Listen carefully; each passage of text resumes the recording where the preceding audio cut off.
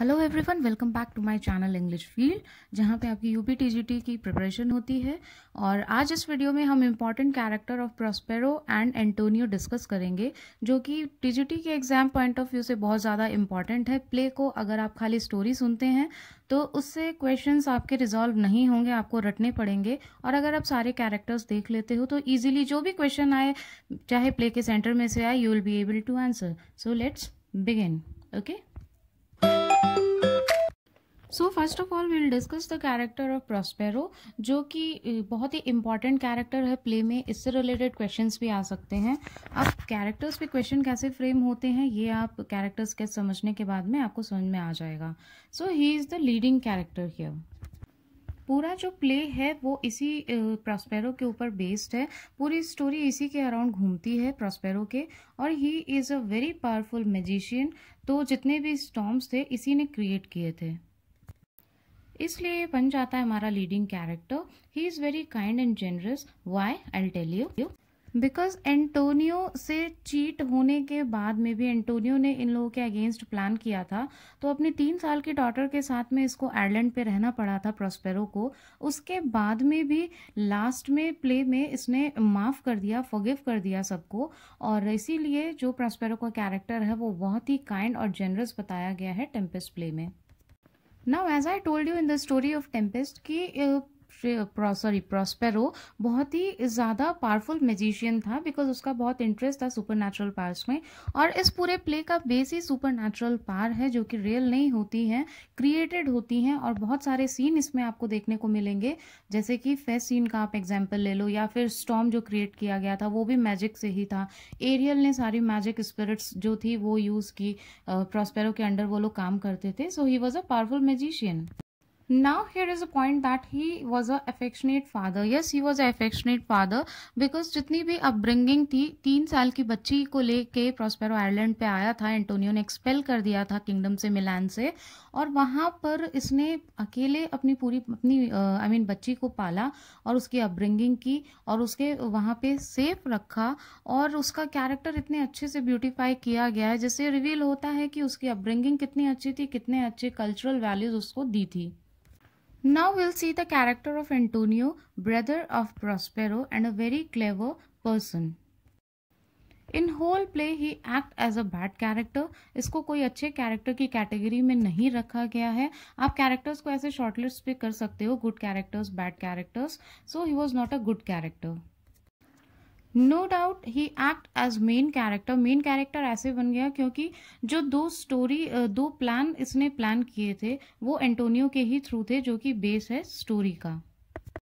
He conspired a conspiracy, a very clever plan against his brother, that is Prospero, and for his 3-year daughter also. उन दोनों को उसने मिलान से expel कर दिया। और दूसरी जो इसने कॉन्स्पिरेसी की थी वो अगेंस्ट अलोन्जो, सेबेस्टियन के थ्रू। ये सारी चीज़ें आपको मैंने स्टोरी में भी एक्सप्लेन की है, और अलग से एक्ट वाइज, सीन वाइज इसकी समरी भी है, तो आप उसकी हेल्प ले सकते हैं। तो इस तरीके से ये मेन कैरेक्टर में भी सेट होता है, बेस बनता है। ही was a cunning conspirator because इसके दिमाग में सिर्फ यही सब चीज़ें चलती थी, राजपाट के बारे में, रिलीजियस मैटर्स को कैसे हड़पा जाए और क्या किया जाए।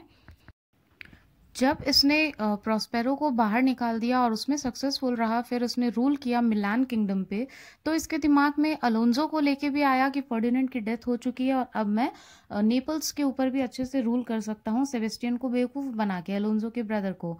तो ही वॉज वेरी एरोगेंट और उसका दिमाग सिर्फ कॉन्स्पिरेसी में ही चलता था, बहुत गुस्से वाला था। You can say that along with the main character, along with the main character and the base of the character, base of the play, he was also a villain in the play, क्योंकि villain से ही पूरा climax आया और story आगे begin हुई। Appears as a harden criminal. Criminal तो वो खुद ही हो गया, क्योंकि पिछले पॉइंट में आपने देखा कि he act as a villain. Villain का एक बेस इसने फॉर्म किया इस पूरे प्ले में, और उसके बाद में क्रिमिनल हो गया ये, क्योंकि इसने मर्डर करने की कोशिश की, अलोन्जो की भी और प्रॉस्पेरो मिरांडा की भी। तो ही was a criminal. And at the suppose death of Ferdinand, because Ferdinand मरा नहीं था, लेकिन इन लोगों को लग रहा था कि वो डूब के मर गया, स्पेशली एंटोनियो को ऐसा लग रहा था। तो he had no emotions, no feelings in him. जब अलोंजो बहुत ज़्यादा परेशान हो गया था, पैनिक हो गया था because of the suppose death of Ferdinand, उसके बेटे फर्डिनेंड की वजह से, कि वो कहाँ गया, कहाँ पर है, कैसा होगा, उसको ढूंढना चाहता था। He was in search of Ferdinand. उस टाइम पे गोंजालो नोबल कोर्टियर, उसने भी बहुत अच्छे से सबको बताया, संभाला, उसको कंसोल किया, लेकिन इसके में कोई इमोशन नहीं था। ये तो बार बार विश्वास दिला रहा था अलोंजो को कि नहीं, हाँ फर्डिनेंड मर ही गया है। So he was a hardened criminal. Now see, ये पॉइंट्स फ्रेंड, जो जितने भी पॉइंट्स है कैरेक्टर्स के, इन पॉइंट्स के अकॉर्डिंगली ही क्वेश्चन भी फ्रेम होते हैं, तो प्लीज इनको आप ध्यान में रखिएगा। एक्सप्लेनेशन मैंने दे ही दिया है। He was also ambitious brother of Prospero, इस तरीके से पॉइंट्स आ सकते हैं। Who was the ambitious brother, फिर आपको उसमें फिलर्स में मिल जाएंगे, सॉरी नॉट फिलर्स, आपके ऑप्शनल में मिल जाएंगे कि कौन कौन से ऑप्शन है, उसमें आपको प्रॉस्पेरो को टिक करना पड़ेगा अगर आपको पता होगा कि एम्बिशियस ब्रदर कौन था। Now, important thing is that how Antonio can be called as ambitious brother. Villain था, hardened criminal था, murderer था, but वो ambitious कैसे कहला सकता है? अब देखिए, किसी भी चीज को करने के पीछे उसका रीजन होता है। एंटोनियो का भी रीजन यही था कि he was very ambitious। हमेशा वो, पहले उसने मिलान पे राज करने की कोशिश की, रूल करने की, तो प्रॉस्पेरो को टच किया, उसके अगेंस्ट कंस्पायर किया, फिर अलोंजो को टच किया और नेपल्स को हथियाने की कोशिश की, फिर सेबेस्टियन को, अलोंजो के ब्रदर को प्रोवोक किया और सेम कॉन्स्पिरेसी उसके लिए भी उसने प्लान की और अलोंजो को मरवाने की उसने कोशिश की सेबेस्टियन के थ्रू। रीजन बस एक ही था, ही वॉज एम्बिशियस, बहुत ही ज्यादा महत्वाकांक्षी था, आगे बढ़ना चाहता था। पहले उसने मिलान को रूल करना चाहा, उसके बाद उसने नेपल्स को रूल करना चाहा। अब उस एम्बिशन के पीछे उसको कुछ भी करना पड़े, दैट इज अनदर थिंग। इसलिए उसको एक एम्बिशियस ब्रदर भी कहा गया है प्रॉस्पेरो का। So friends, I hope you all have understood these two characters which are the base of Tempest play. ये आपको समझ में आ गए होंगे। आपको वीडियो कैसा लगता है, कैसा नहीं लगता है, प्लीज़ आप उसको कमेंट बॉक्स में ज़रूर कमेंट करें, सो दैट मैं अपने वीडियो में इम्प्रूवमेंट्स कर सकूँ या फिर आप तक उस नॉलेज को पहुँचाने में कोई दूसरा उसका वे आउट हो। और अगर समझ में आता है तो भी आप बताएं। एक एनकरेजमेंट देता है वीडियो अपलोड करने के लिए। Thank you so much. इस चैनल के साथ में आप इजीली प्रिपेयर कर सकते हैं अपना टीजीटी का सिलेबस स्टेप बाय स्टेप। और बाकी जो 37 प्लेज हैं शेक्सपियर के, उनकी स्टोरी भी अवेलेबल है और उनके कैरेक्टर्स भी अवेलेबल हैं। तो आप कमेंट बॉक्स में आप छोड़ दो अगर कोई भी आपकी क्वेरी हो, surely I will answer you. और अगर आपको ये वीडियो थोड़ा सा भी हेल्पफुल लगता है तो please like, comment and share. मैं ये नहीं बोलूँगी कि ज़बरदस्ती आपको करना है, but really if it is helpful then you can comment, subscribe, so that you can get more videos. Thank you so much.